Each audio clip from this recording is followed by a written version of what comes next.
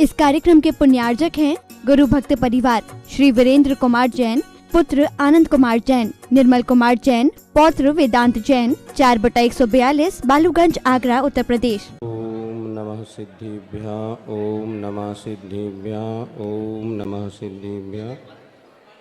तरणी विद्या सागर गुरु तारो मुझे ऋषिश, करुणा करो कर से दो आशीष। यही प्रार्थना आपसे अनुनय से कर जोड़, पल पल पग पग बढ़ चले मोक्ष महल की ओर। जय बोली अहिंसा परमो धर्म की, शासन नायक भगवान महावीर स्वामी च, आचार्य गुरुवर श्री विद्यासागर जी महाराज की, पूज्य मुनिवर श्री प्रमाण सागर जी महाराज की, पूज्य मुनिवर श्री निर्वेक सागर जी महाराज की, पूज्य मुनिवर श्री शीतल सागर जी महाराज की, समस्त मुनि संघ की नमस्ते। भावना साकार रूप ले चुकी है। अतिशय पुण्य का योग बना है कि अष्टानिका के आज पर्व के द्वितीय दिवस पर शहडोल वालों को अद्वितीय पुरस्कार मिला है और आज महाराज श्री का यहाँ पर आगमन हुआ और हमें भी द्वितीय बार महाराज जी की आगवानी करने का सौभाग्य। ये निश्चित है आप सब लोग बहुत दिनों से महाराज की प्रतीक्षा कर रहे थे, हमारी भी कर रहे थे, और यह पर्व का निमित्त बना। और सब लोगों की भावना तो यही है, जैसे भैया जी ने कहा कि महाराज श्री अब जल्दी हमें छोड़ करके, और यदि आप अब पूरा विधान करके चलेंगे तो हम सब भी आपके साथ सुनो सुनो सुनो, झूठ नहीं बोलना। तुम्हारी कुछ नहीं, हम तो अपनी पक्की कह सकते कि महाराज हम जरूर आपके साथ चलेंगे, जे भले न चले। फिर भी महाराज श्री अपने हिसाब से बहुत दूर दृष्टि रखते हुए, और जैसा भैया जी ने कहा, साधु आत्म कल्याण के साथ साथ जिन शासन की प्रभावना में भी महत्वपूर्ण योगदान करते हैं। आज आप देख रहे हैं सम्मेद शिखर की पावन धरा पर महाराज श्री की प्रेरणा से एक ऐसे अद्भुत कृति का निर्माण हो रहा है जिसे शायद हम लोग कल्पना भी नहीं कर सकते। गुणायतन मात्र एक तीर्थ नहीं है, किंतु तीर्थ के साथ जीवंत जीवन जीने की कला सिखाने वाला वह एक अद्भुत अनुभव केंद्र वहाँ पर आप लोग देखेंगे। अभी भी लोगों के मन में कि आखिर अनुभव केंद्र में क्या है, तो शायद आपको शाम को कुछ झलक देखने को मिल सके। लेकिन वास्तव में देखिए कितना जिन अपना आत्म कल्याण करना फिर भी सरल है, किंतु जिन शासन की प्रभावना करने के लिए बहुत तीर्थंकर जैसे पुण्य की आवश्यकता होती है। अब हम लोग कैसे जिन शासन की प्रभावना करें। देखो, ग्रस्तों के लिए भी एक कर्तव्य है कि हमारे माध्यम से भी जिन शासन की प्रभावना हो। तो एक बार गुरुवर विद्यासागर जी महाराज ने सुना है, अपने गुरुवर ज्ञान सागर महाराज जी से पूछा था कि मैं जिन शासन की कैसे प्रभावना करूं, तो उन्होंने कहा था अप्रभावना से बचते रहना, प्रभावना स्वयमेव होती चली जाएगी। आज सुबह यहाँ पर गीत या भजन चल रहा था, जैनी है हम है, लेकिन ना कौन सा, हम जैन कुल में जन्मे अभिमान करो रे। बस इतना ही तुम लोग ध्यान रखो,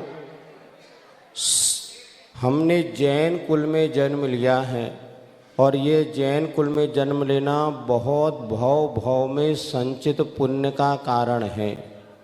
और हमारे जैनत्व के संस्कार हमेशा सुरक्षित रहें, इसी प्रकार से अपना भविष्य बनाएं, और कभी भी जैन धर्म हमसे छूट जाए ऐसा काम नहीं करना।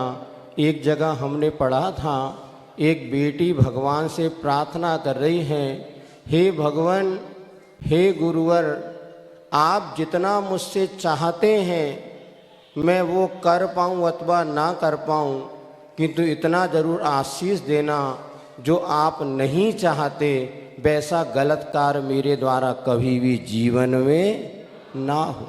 हम सबको गलत काम नहीं करना, तो निश्चित जिन शासन तो अपने आप में अद्भुत शासन है, और जिस शासन की प्रभावना दिन दूनी रात चौगुनी बढ़ती रहेगी, हम अप्रभावना से बचें और अपने कर्तव्य करें। शेष पूज्य मुनि श्री के मुख से अपन सुनेंगे।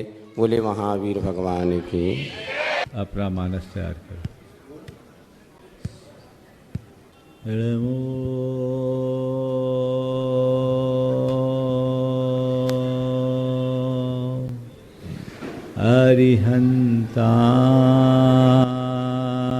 अरिहन्ताणं नमो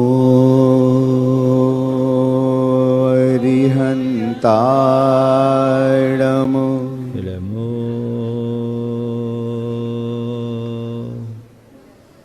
सिद्धाणं नमो सिद्धाणम्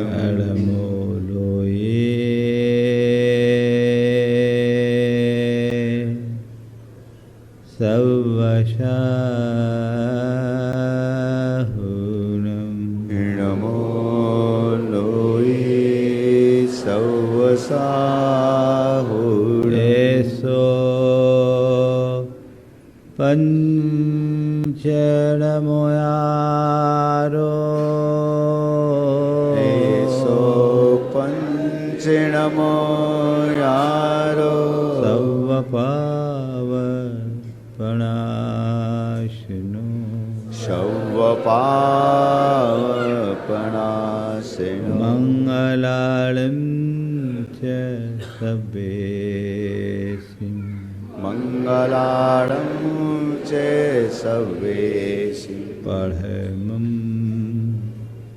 ओ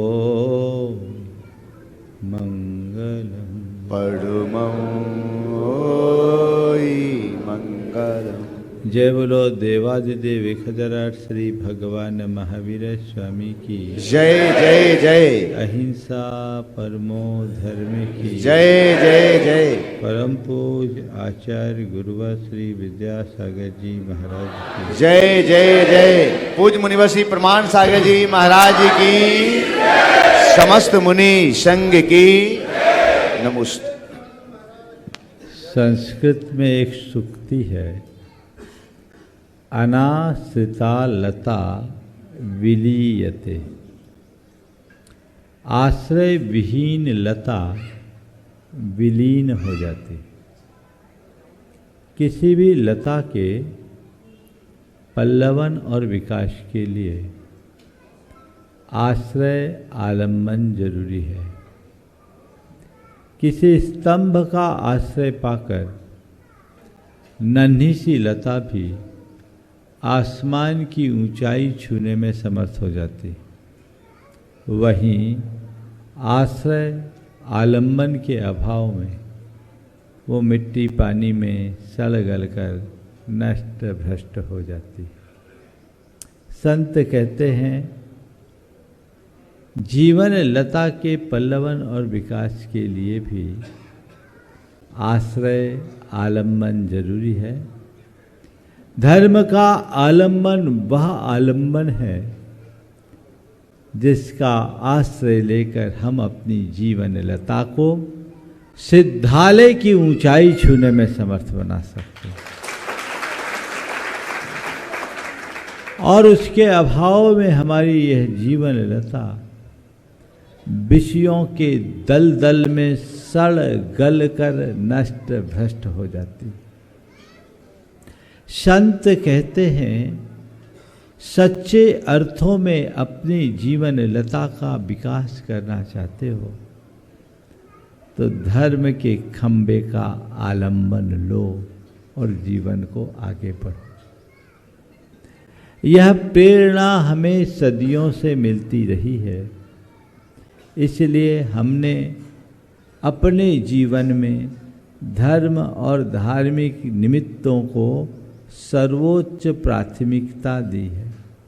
अपने जीवन में हमने धर्म को सर्वोपरि स्थान दिया।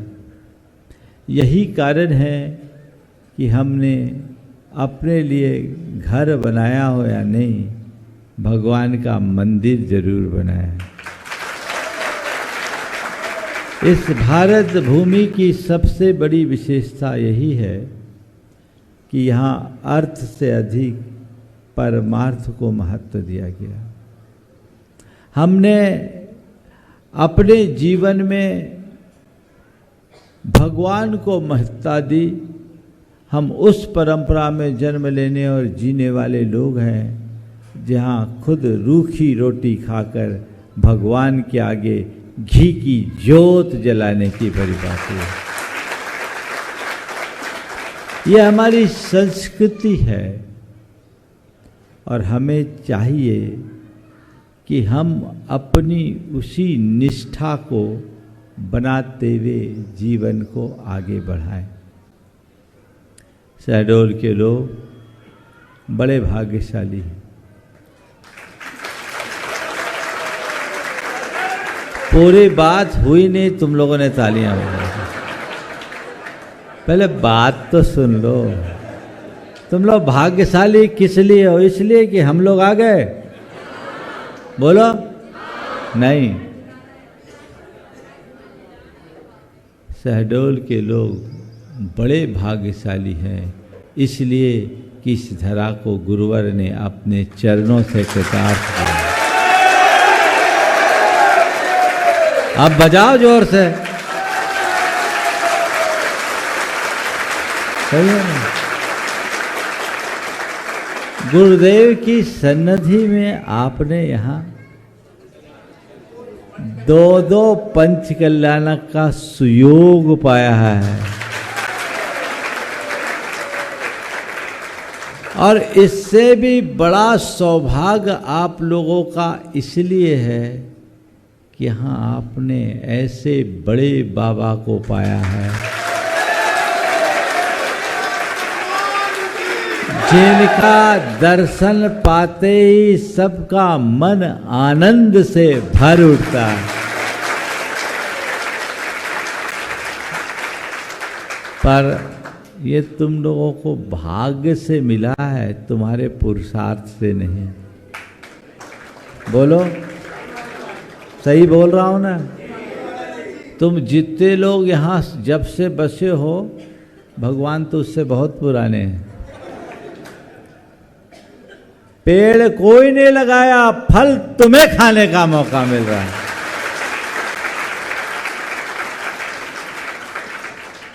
यह इस बात का प्रमाण है कि यह धरा प्राचीन काल से धर्म से मंडित रही है।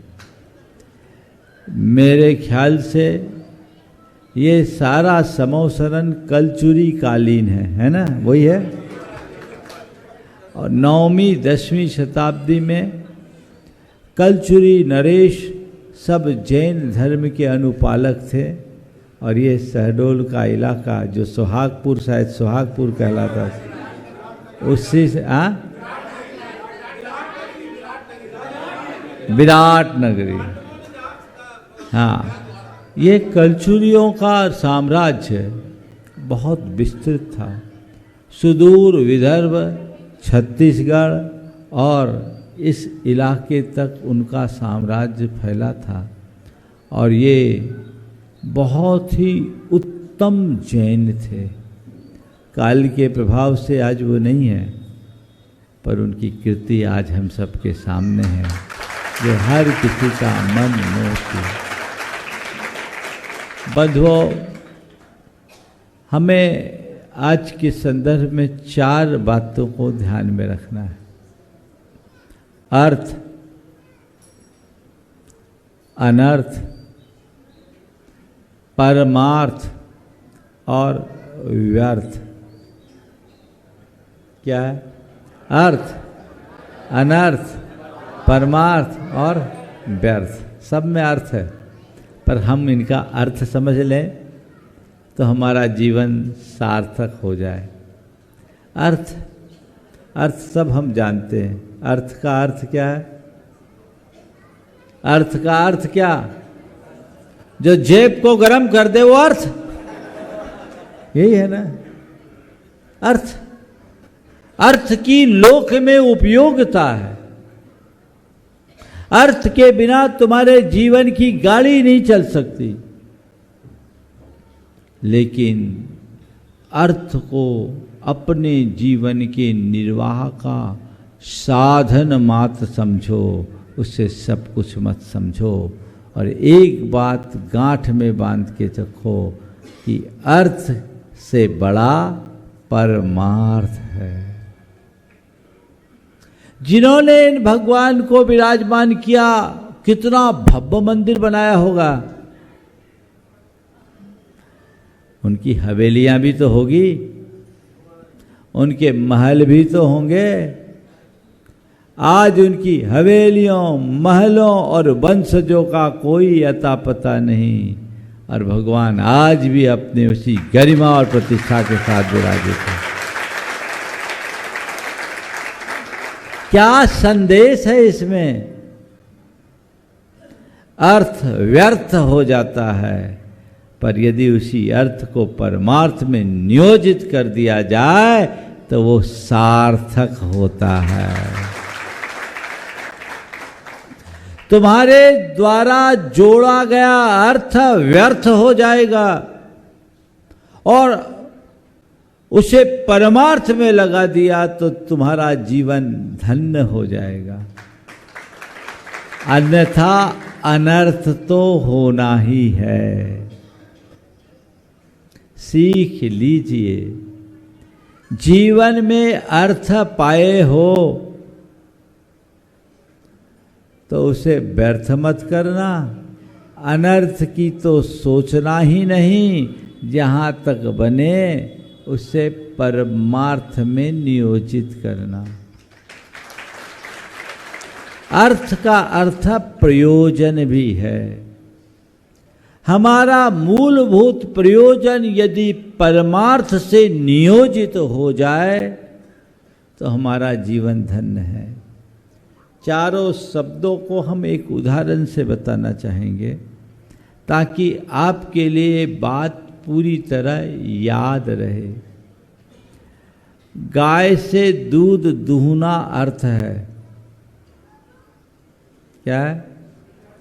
गाय से दूध दूहना अर्थ है, दूध का फट जाना व्यर्थ है। गाय से दूध दूहना अर्थ, दूध का फट जाना व्यर्थ, दूध को ढोल देना अनर्थ, और दूध को जमा कर नवनीत निकाल कर घी बनाना परमार्थ। क्या पसंद है? परमार्थ ही ना। तो हम उस परमार्थ के रास्ते को चुने, उसे महत्व दे।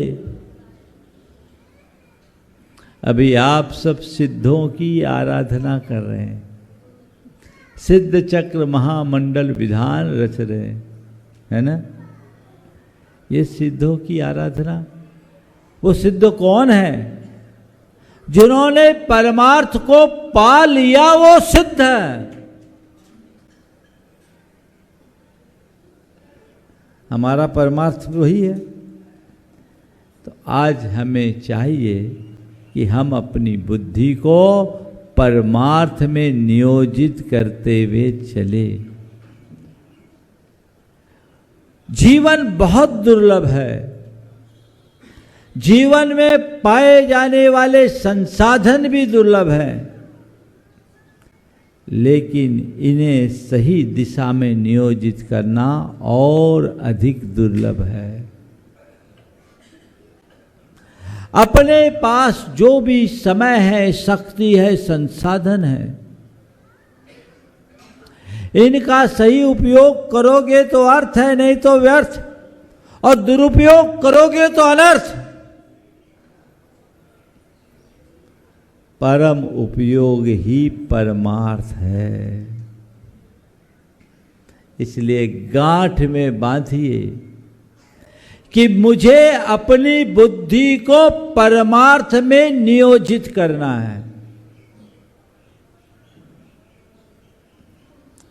गुरुदेव ने बहुत अच्छा संदेश अपने एक हाइकू से दिया,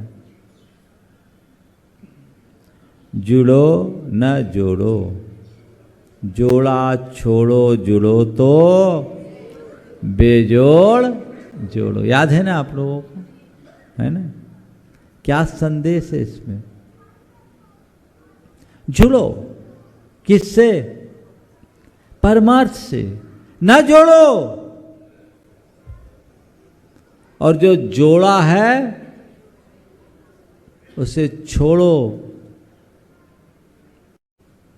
और जोड़ना भी है तो उसे जोड़ो जिसका कोई तोड़ ना हो, जो बेजोड़ हो। अभी किससे जुड़े हो? अर्थ से कि परमार्थ से? नतीजा क्या होगा? अनर्थ। पता तो सब है, तुम सब ज्ञानी हो, पूरे पंडित, क्यों? है ना? पूरे। मुश्किल यही है कि हम जानते, हमें पता है। काश अगर हमें ये सब पता नहीं होता ना, तो जो बताया जाता तुरंत अनुकरण करते। अभी तो महाराज जो बोल रहे हमें पता ही है, उनका काम प्रवचन देना, हमारा काम प्रवचन सुनना है, इसके आगे का कोई काम नहीं। ऐसा ही। जब तक हम अपने दृष्टिकोण को परिवर्तित नहीं करेंगे, तब तक जीवन आगे भला कैसे बढ़ेगा? लक्ष्य बना लीजिए और उसी अनुरूप पुरुषार्थ जगाइए। अर्थ का अर्जन करना बुरा नहीं है, पर केवल अर्थोपार्जन में उलझे रहने से बुरा और कुछ नहीं है। परमार्थ के लिए अर्थ का साधा अवलंबन लो। एक व्यक्ति अर्थ अर्जन करता और एक व्यक्ति अर्थ पुरुषार्थ करता। अर्थार्जन, अर्थोपार्जन और अर्थ पुरुषार्थ, इन दोनों में बुनियादी अंतर। अर्थोपार्जन और अर्थ पुरुषार्थ, इसमें क्या अंतर है जानते आप? केवल पैसे कमाने का ध्येय रखना अर्थोपार्जन है, और जैसे तैसे कैसे भी अर्थ उपार्जित करना अर्थोपार्जन है।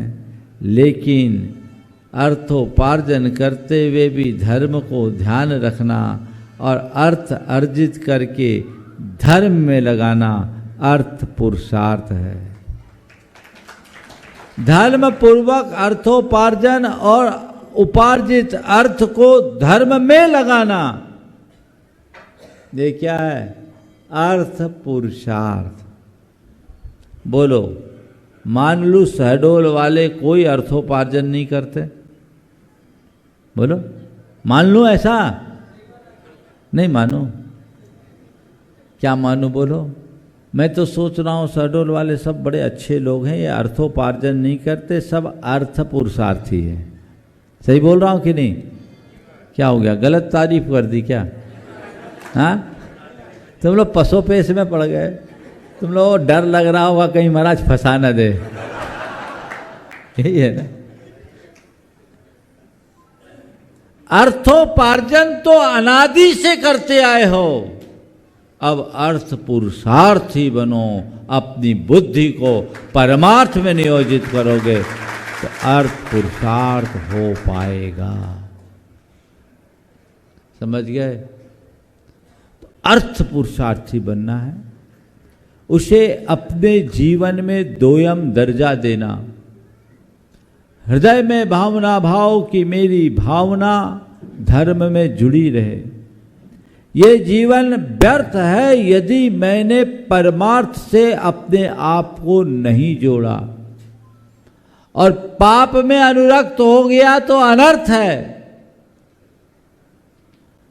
अनर्थ भी नहीं करना और व्यर्थ भी नहीं गंवाना। क्या करना है? परमार्थ। मैं एक ऐसे व्यक्ति को जानता हूं, शायद आप लोगों ने सुना होगा, मैंने अपने प्रवचनों में कई बार बोला। गंज बासोदा में एक निसंतान दंपति, जिनके आगे पीछे कोई नहीं, अपार धन, जिंदगी भर कमाया, किसी को दिया नहीं, ब्याज बट्टे का काम कर। 3 दिन तक दरवाजा नहीं खुला।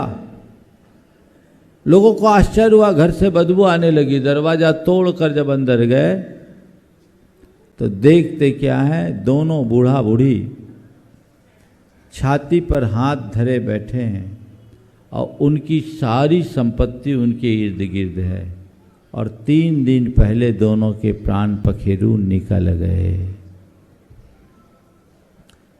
इतना सामान उनके पास कि कारपोरेट प्रशासन को 3 दिन लग गए सामान ढोने में। वो ऐसा आदमी था कि किसी का जूता तक गिरवी रख लेता था। जिंदगी भर केवल जोड़ा, कहीं उपयोग नहीं किया। ये व्यर्थ है, व्यर्थ हो गया। जिसके पीछे अपनी जिंदगी की सारी सांसें गंवाई, बस उसी में सिमट कर रह गया। हम ऐसे सिमट कर न रहें, अपने जीवन को परमार्थ से नियोजित करके चले। आज बहुत दिन से आप लोग भावना भा रहे थे, लगे थे, चाह रहे थे कि महाराज जी संस्कृत का सिद्ध चक्र महामंडल विधान सानिध्य में हो जाए।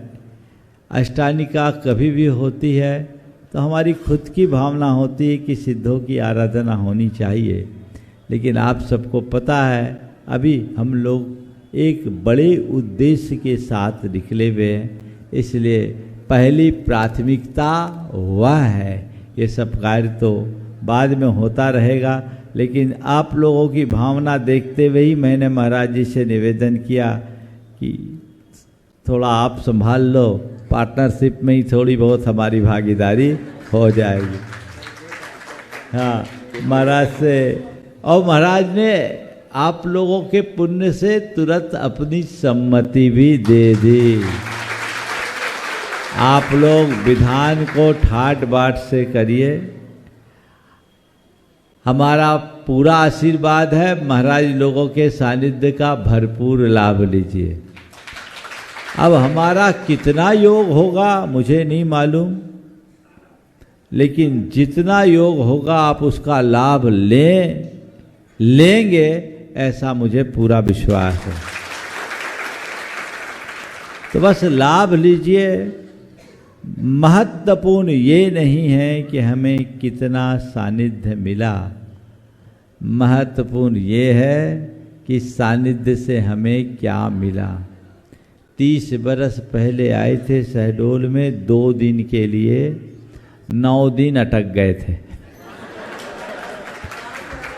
रुके नहीं थे, रुकना पड़ा था। हाँ, 9 दिन। इस बार 4 दिन। भैया निवेदन से रोकना, अटकाना मत।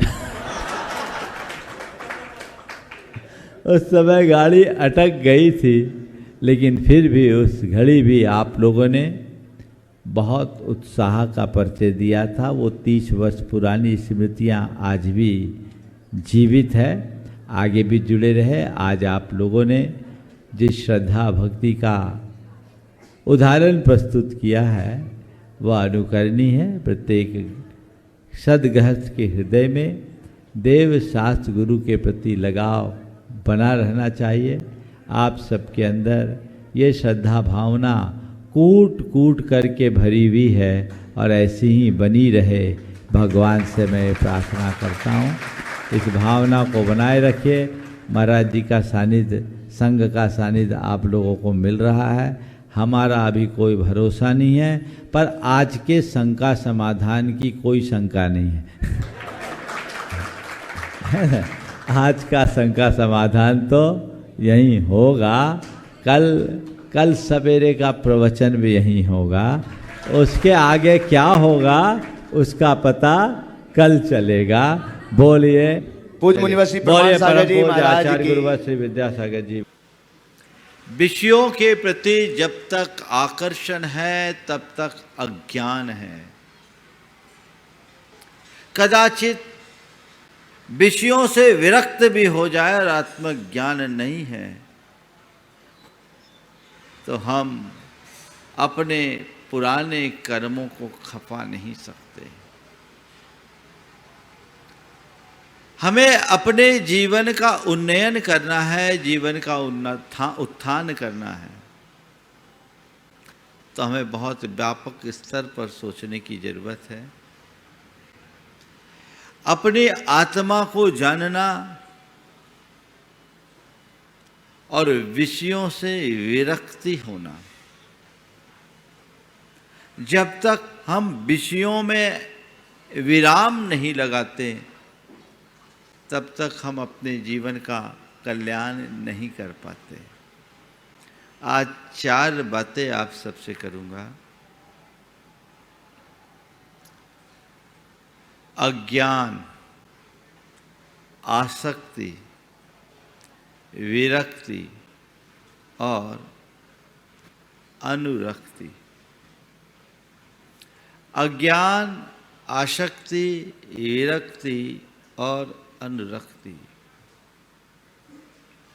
जब तक हमारे हृदय में अज्ञान पल रहा है तब तक मन में आसक्ति पनपते रहती है। आज तक हम आप सबका अनादि का यही अतीत रहा है कि अज्ञानता के साथ जीने के कारण हमने आसक्ति में ही अपना जीवन बर्बाद किया। विषयों का आकर्षण हमारे हृदय में इतना प्रबल रहा कि उसकी वजह से हमने अपने हिताहित को कभी ध्यान में रखा ही नहीं। वो आकर्षण हमारे अतीत के सारे अनुभवों को झुठलाता है। अनुभव पर जब आसक्ति हावी होती है तो हमारी अधोगति होती है। अनुभव जब आसक्ति पर हावी हो तो हमारी ऊर्ध्व गति होती है। एक व्यक्ति है जो आसक्ति के माया जाल में उलझा है और उलझते ही जा रहा है, और दूसरा व्यक्ति है जो अपने अब तक के अनुभवों का लाभ उठाते हुए आसक्ति से विरक्ति की ओर मुड़ रहा है। दोनों में बहुत बड़ा अंतर है।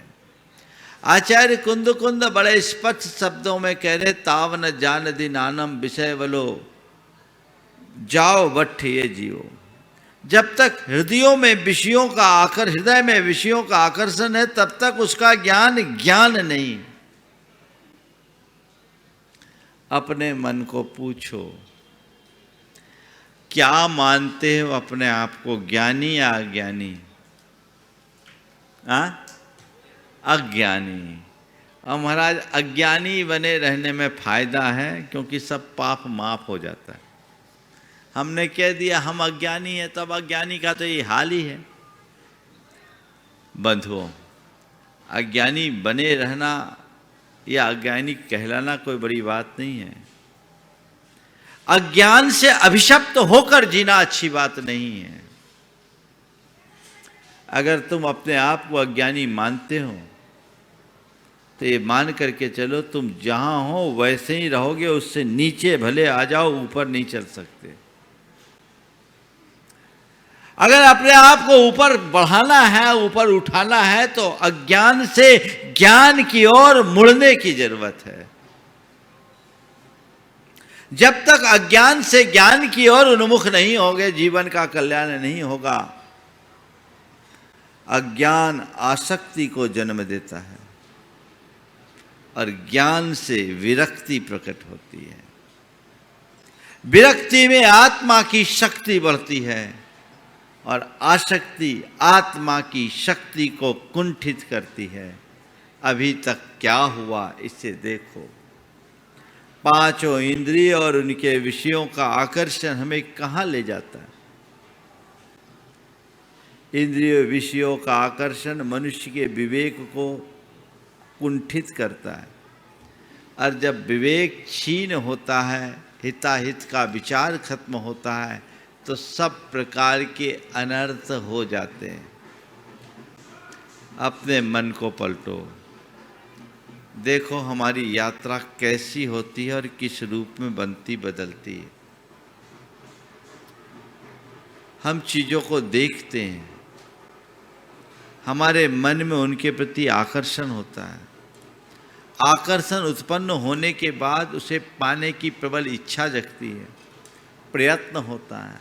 प्रयत्न होने के बाद जब हम उसे प्राप्त कर लेते हैं तो उसमें गृद्धता आती है, और उस गृद्धता के परिणाम स्वरूप पुनः पुनः उसे पाने की लालसा बढ़ती है। व्यक्ति उनके पीछे लगा रहता है, लेकिन जो चाहिए वो नहीं मिल पाता। तृप्ति, संतुष्टि, तसल्ली, शांति कभी नहीं मिली। आकर्षण हुआ, प्राप्त करने की चाह बढ़ी, प्रयत्न हुआ, प्रयत्न होने के बाद पाया, उसमें गृद्धता बढ़ी, गृद्धता के बाद लालसा बढ़ती है, और पाने की, जो मनुष्य को अंततः हिला के रखती है, जिंदगी भर दौड़ाते रहती है, पहुंचने कहीं भी नहीं देती। पांचों इंद्रियों के विषयों को ले लो। किसी भी इंद्रिय विषय से तुम्हें आज तक तृप्ति मिली हो तो बताओ। जैसे खाज खुजाने पर खाज मिटती है या बढ़ती है? क्या होता है? हाँ, क्या होता है? बढ़ती है। इसलिए कोई भी समझदार आदमी अपने पुराने अनुभवों को ध्यान में रखते हुए कहीं खाज आती है तो यथासंभव खुजाने से बचता है, और बार बार खाज आ जाए तो खाज को स्थायी रूप से मिटाने के लिए कोई मलहम या लोशन लगाने का प्रयोग करता है, खुजाने की कोशिश नहीं करता, क्योंकि उसे पता है खाज खुजाने से अल्पकालिक राहत मिलेगी पर दीर्घकालिक कष्ट होगा। उस अनुभव को सामने रखते हुए खाज होने पर भी खुजाने का भाव मन में नहीं आता। व्यक्ति संयत होकर उसका प्रतिकार करता है। ठीक है? तो जो स्थिति खाज के साथ है, तन की खाज को खुजाने में तुम सतर्क रहते हो, मन की खाज को खुजाने के लिए भी तो थोड़ा ध्यान रखो। मन में विषयाकांक्षा की खाज प्रकट हो, खुजाओ मत। खुजाने से वो खाज और बढ़ेगी। इंद्रिय विषयों की यही कहानी है, पूर्ति के प्रयत्नों से और अधिक बलवती होती है, चाह बढ़ती है।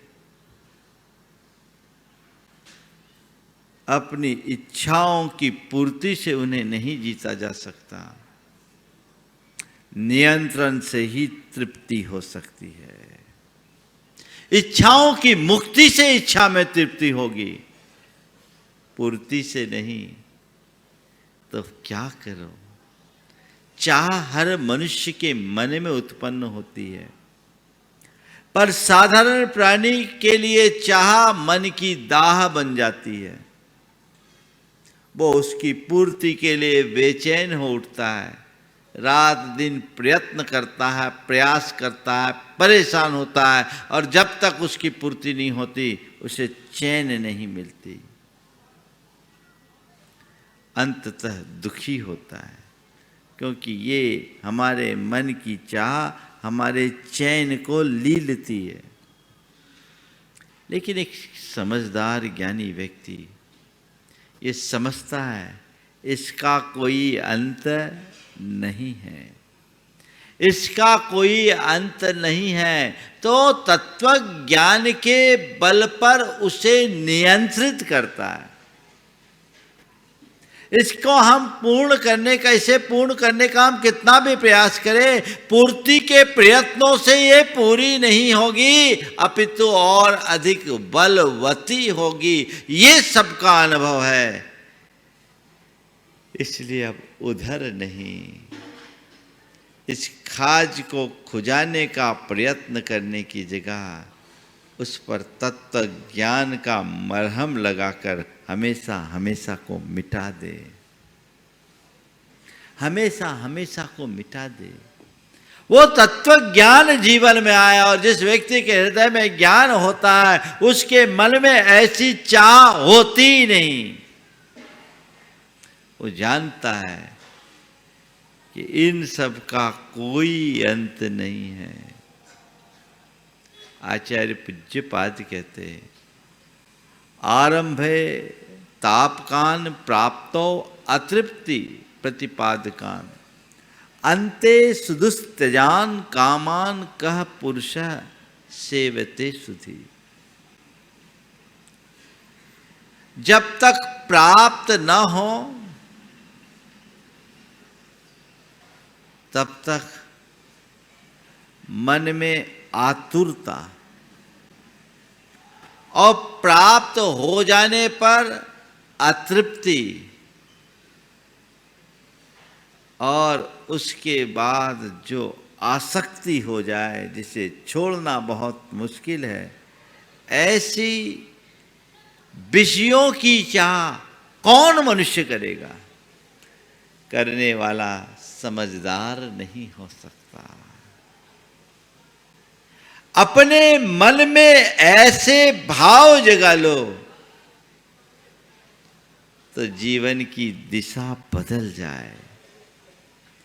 ज्ञान में बहुत बड़ा समाधान है, पर कागजी ज्ञान या किताबी ज्ञान में नहीं, अंतर ज्ञान में।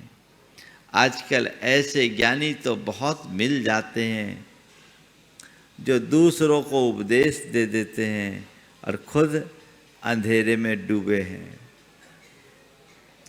अंतरंग में वो चीज नहीं। इसलिए कहते हैं कि जब तक तुम्हारे अंदर आत्मज्ञान नहीं है तब तक तुम्हारा कल्याण नहीं, और आत्मज्ञान ही तुम्हारे कल्याण का आधार है। विषयों को त्यागना है, ज्ञान से त्यागो, और इन विषयों से अपने आप को बचा करके चलने की कोशिश करो। ये तुम्हारे शत्रु हैं। इस आसक्ति से विरक्ति की ओर हम कैसे बढ़ें? आसक्ति से विरक्ति की ओर हम कैसे बढ़ें? मान लीजिए आपके लिए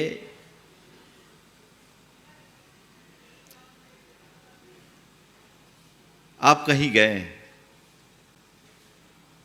2-3 दिन की यात्रा है, आपने ट्रेन से यात्रा की, रास्ते में आपका ब्रीफकेस चला गया, आपके पास कोई पैसे नहीं बचे, एटीएम भी चला गया, आपके पास फ़ोन भी नहीं बचा, कम्युनिकेशन का कोई साधन नहीं, और 2-3 दिन की यात्रा के बाद आप किसी ऐसे स्थान पर पहुँचे हैं जहाँ आपका कोई आत्मीय मित्र है। आप सीधे वहाँ गए, उसने आपका स्वागत किया, आप भोजन पानी किए,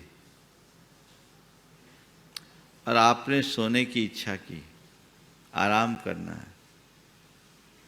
आपके लिए एक कमरा भी खोल दिया गया, बहुत सुंदर वातानुकूलित कक्ष है, सब प्रकार की सुख सुविधाएं। आप सोने को जा रहे हैं, उसने कहा बाकी सब कुछ ठीक है, थोड़ा ध्यान रखना, कल रात में यहाँ एक सांप दिखा था। अब बोलो क्या होगा? उस कमरे में नींद आएगी? क्या हो गया? नींद आएगी क्या?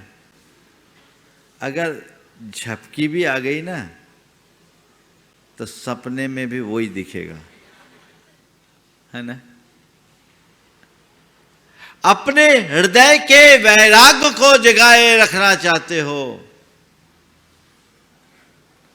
तो हमेशा मृत्यु को अपने सामने उपस्थित करके रखो। क्या पता कब मेरे जीवन की सांस आखिरी सांस बन जाए।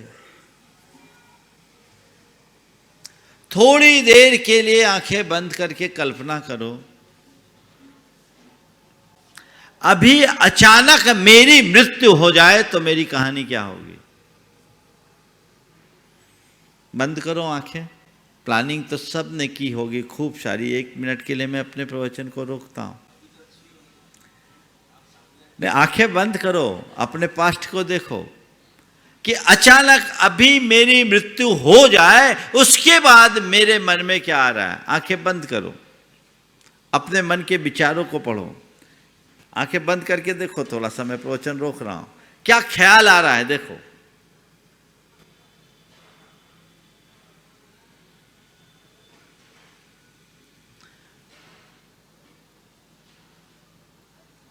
कितने लोग हैं ऐसे जो सोच रहे हों कि इस घड़ी मेरी मृत्यु हो तो मैं कृतार्थ होकर जाऊंगा। कितनों के मन में विचार आया? ईमानदारी से बोलना।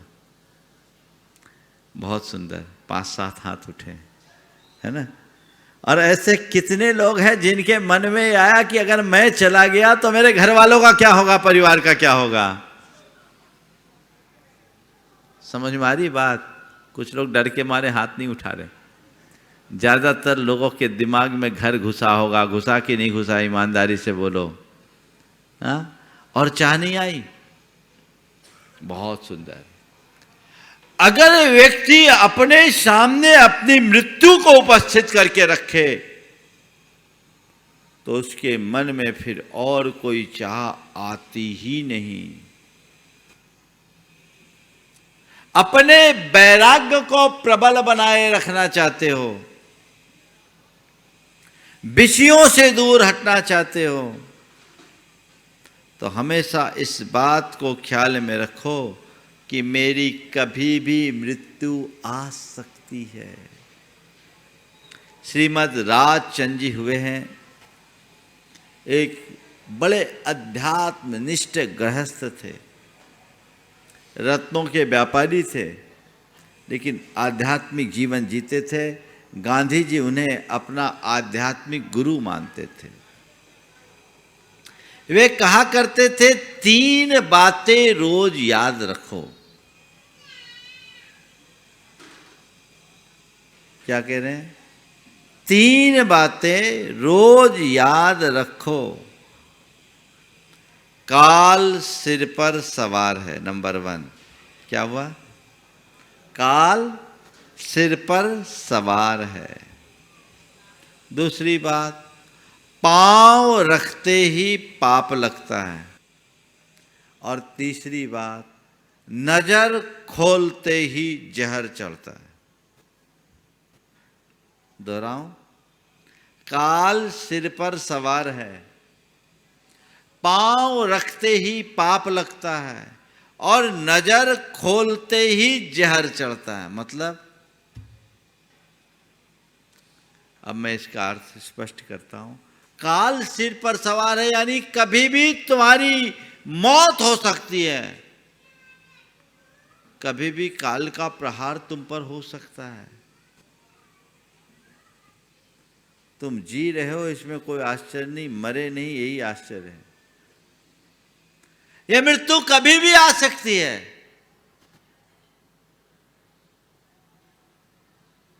लगता है मन में ऐसा। हम लोग उस परंपरा में पले बढ़े लोग हैं जिन्हें बचपन से सिखाया जाता है राजा राणा छत्रपति हातिन के असवार और मरना सबको एक दिन। अपनी अपनी बात हम मानते भी हैं, पर ये सोचते हैं अभी औरों की बारी है, हमारी बारी अभी नहीं आने वाली। कोई एग्रीमेंट करके आए हो क्या? हाँ, जब कभी भी मेरी बारी आ सकती है तो मुझे मेरे आत्महित का, आत्मा के हित की तैयारी बना के रखनी चाहिए। उस तैयारी में कहीं कोई कमी ना हो। हर पल जिस व्यक्ति को ऐसा लगे कि काल सिर पर सवार है, वो विषयों की तरफ कभी आकृष्ट होगा ही नहीं। लेकिन संसारी प्राणी जीवन के इस चरम सत्य को, परम सत्य को अक्सर झुटलाता है। उसकी दशा बड़ी विचित्र है। एक बार की बात है, नैनागिरी में एक दिन मध्याह्न की सामायिक पूरा संघ जल मंदिर में कर रहा था। सर्दी का समय था, तो जल मंदिर में उसके चबूतरे चारों तरफ बने हुए, हम लोग वहीं बैठे थे। तालाब में पानी था। मैंने देखा एक सांप एक मेढक को निगल रहा था। आंखों देखी बात बता रहा हूं। सांप मेढक को निगल रहा था और उसी घड़ी में एक छोटी सी मछली उधर से गुजर रही थी। मेढक उस मछली को निगलना चाह रहा था।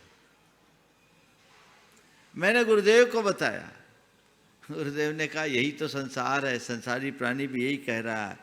काल रूपी सांप के मुंह में बैठा है, काल रूपी सांप के मुंह में बैठा है, और उसके बाद भी टर टर कर रहा है ना।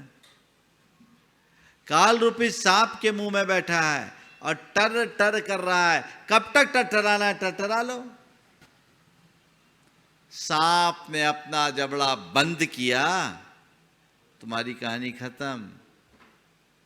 अपने जीवन में तुम जो कुछ भी करना है कर लो। कब तक करोगे? एक दिन तुम्हारी कहानी खत्म हो जाएगी, फिर तुम्हारे हाथ कुछ भी शेष नहीं रहेगा। अंतरंग में ऐसी समझ होनी चाहिए। वो समझ जब विकसित होती है तब कहीं जाकर हमारा जीवन धन्य हो पाता है। इसलिए पहला सूत्र याद रखो, काल सिर पर सवार है। देखो बहुत से कैदी होते ना, अपराधी, जिन्हें जेल मिलती है, और जेल में रहने वाले अपराधियों को कभी कभी किसी विशेष निमित्त से पैरोल पर छोड़ा जाता है। वो पैरोल पर आते हैं तो उन्हें बहुत संयत होकर रहना पड़ता है। अगर थोड़ा भी गड़बड़ कर दे तो फिर दोबारा उन्हें कोई रियायत नहीं मिलती है ना। सच्चाई यही है कि हम तुम सब इस दुनिया में पैरोल पर आए हुए हैं। अगर अभी गड़बड़ किए तो ऐसी जगह जाओगे कि दोबारा फिर कोई रियायत नहीं मिलने वाली। अपने आप को बचाओ, अपने आप को संभालो, अपने आप को सुधारो, तब कहीं जाकर हम अपने जीवन में कुछ अच्छा घटित कर सकेंगे, अच्छा कर पाएंगे। तो काल सिर पर सवार है। दूसरी बात, पांव रखते ही पाप लगता है। मतलब कदम कदम पर पाप की संभावनाएं जुड़ी है।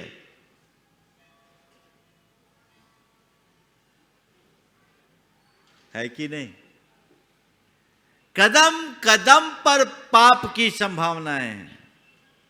इसलिए हर कदम संभल कर चलो। ये सोच तुम्हें संयत बनाएगी। इसके बल पर अपने आप को संभाल सकोगे। तो पहली बात, काल सिर पर सवार है। दूसरी बात, पांव रखते ही पाप लगता है। और तीसरी बात, नजर खोलते ही जहर चढ़ता है। यानी तुमने विषयों की तरफ देखा नहीं, कि विषयों का विष तुम पर व्यापा नहीं, विषयों की तरफ देखो ही नहीं, उनसे विमुख होने की कोशिश करो। ये मन की विषयाकांक्षा हमारा पतन कराती है। अपने अंदर के वैराग को संवर्धित और स्थिर बनाए रखने के लिए ये तीनों सूत्र रोज रोज दोहराओ, तब कहीं जाकर के भला होगा। संत कहते हैं तुम संसार में रहो, पर कैसे रहो? कीचड़ में खिलने वाले कमल की भांति। उसमें उत्पन्न होने के बाद भी उससे अलिप्त रहो। ये अलिप्तता ही हमारे जीवन को प्रशस्त बनाएगी। ऐसा प्रयास, ऐसा पुरुषार्थ हम सबको करना चाहिए। वो पुरुषार्थ हम करेंगे तो हमारा जीवन धन्य होगा। तो जब तक हमारे हृदय में विषयाकांक्षा है, तब तक हम अपने जीवन को प्रशस्त नहीं बना सकते। अंतरंग की विषयाकांक्षा से अपने आप को बचाएं और सच्चे अध्यात्मनिष्ठ होकर धर्म के मार्ग में आगे बढ़ें। धर्म की क्रिया करना और एक आध्यात्मिक दृष्टि से भर करके धर्म से जुड़ना, दोनों में बड़ा अंतर है। धर्म की क्रिया करने वालों की विषयाकांक्षा मंद हो कोई गारंटी नहीं, लेकिन जिसके हृदय में आध्यात्मिक ज्ञान प्रकट हो जाता है, उसके जीवन की दिशा और दशा दोनों परिवर्तित हो जाती है। यहीं पर विराम दे रहा हूँ। बोलिए परम पूज्य आचार्य गुरुवर श्री विद्यासागर जी महाराज। इस कार्यक्रम के पुण्यार्जक थे गुरु भक्त परिवार श्री वीरेंद्र कुमार जैन, पुत्र आनंद कुमार जैन, निर्मल कुमार जैन, पौत्र वेदांत जैन, 4/142 बालूगंज, आगरा, उत्तर प्रदेश।